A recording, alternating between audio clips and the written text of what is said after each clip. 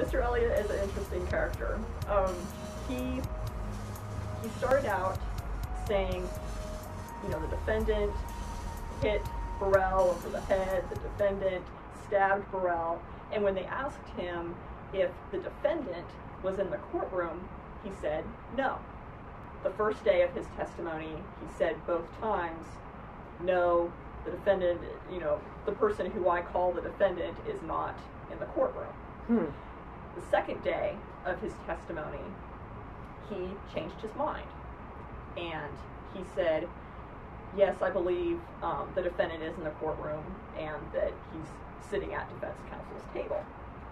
And that was after he was asked on cross-examination about clothing, about blood being on his clothing and why he moved the bloody sheets off the bed and threw them in the corner, and kind of things where defense counsel was trying to maybe, you know, link up and imply that maybe he had something to do with it. He took the bloody sheets off the bed and threw them in the corner.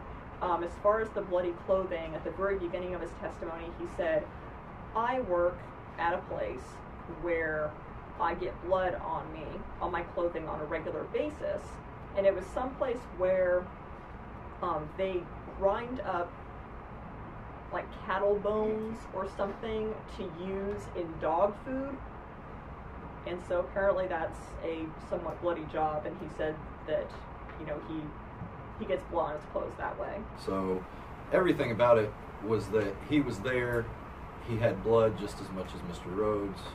It was just as likely in the defense's argument that he committed the crime, and then the knife was the fourth element, and he admitted to having a knife, but in the trial he said that he didn't know where the knife was, and the police searched his apartment but couldn't find the knife.